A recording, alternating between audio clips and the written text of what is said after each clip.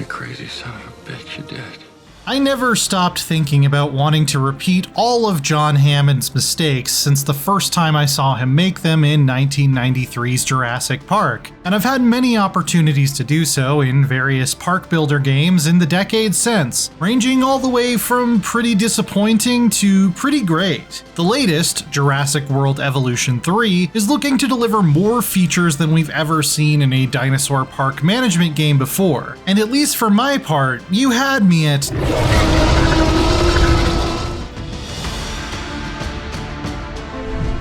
The thing that's always bugged me about the previous Jurassic World Evolution games is that they seemed a bit stripped down compared to what Frontier has shown us is possible with their sister franchises Planet Zoo and Planet Coaster. So the thing I'm most excited about with Evolution 3 is that it seems like we're finally getting the full Frontier feature set in a Jurassic game. You can build your own hotels, gift shops, and staff buildings by snapping together tons of resizable and recolorable props. You can reshape the terrain almost at will, make your own functional waterfalls, and even create dinosaur enclosures that use natural rock formations instead of electric fences as part of the perimeter. The devs want everything you build to feel like it still belongs in the Jurassic franchise, so the props and such are a bit more grounded looking than what you might see in Planet Coaster 2, but for the first time, it doesn't feel like they're compromising at all on the sandbox elements that make their other games great for the sake of being a licensed game.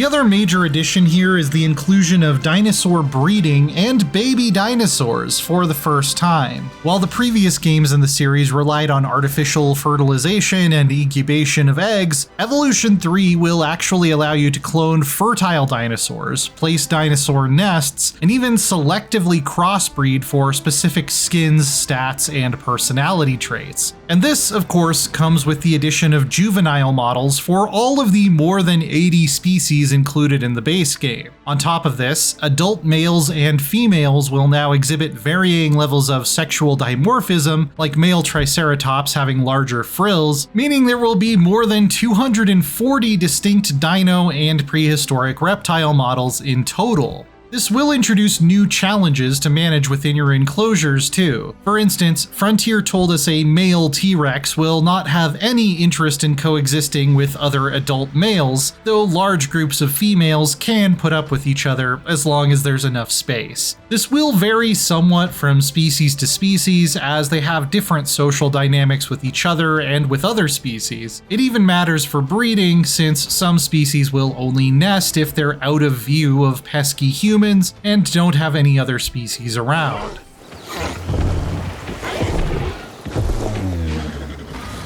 Evolution 3 will also be taking us to a variety of different worldwide locations that are new to the series, including the mountains of Japan and the Mediterranean island of Malta. They not only feature their own distinct plant life and terrain, but also building sets and props that can add a little bit of global flair to your park. The ones we saw included an East Asian themed set, an Alpine European themed set, a set based on the original Jurassic Park films with a kitschy jungle aesthetic,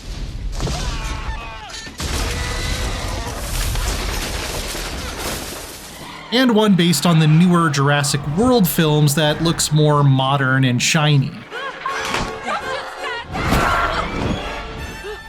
While we won't be fighting with the climate so much in the different biomes the same way as in Planet Zoo, each map will feature different clients in the campaign mode that want you to focus on different objectives. Some might be interested in simply selling as many tickets and luxury hotel rooms as possible, while others lean more into conservation and science.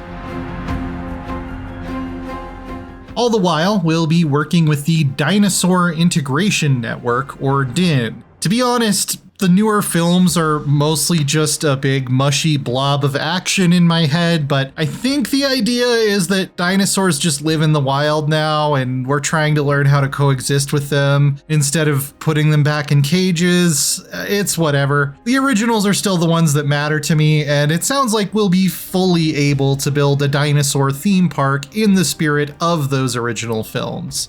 But there also seems to be something sinister going on with a secretive group who doesn't like Din and might cause trouble at your park, based on an ominous moment in the trailer. And that could be interesting too. In previous games, tropical storms and equipment malfunctions could lead to dinosaurs breaking out and running rampant, but the first book and film were about a human saboteur causing a massive disaster, so that feels in the spirit of the franchise for me as well.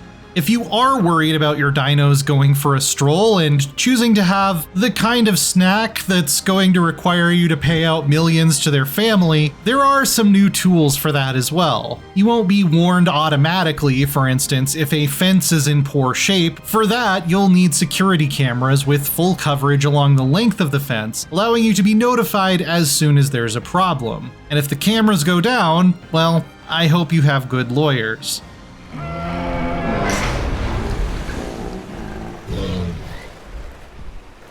Attention personnel. We have an asset on the loose. I'll fix it up.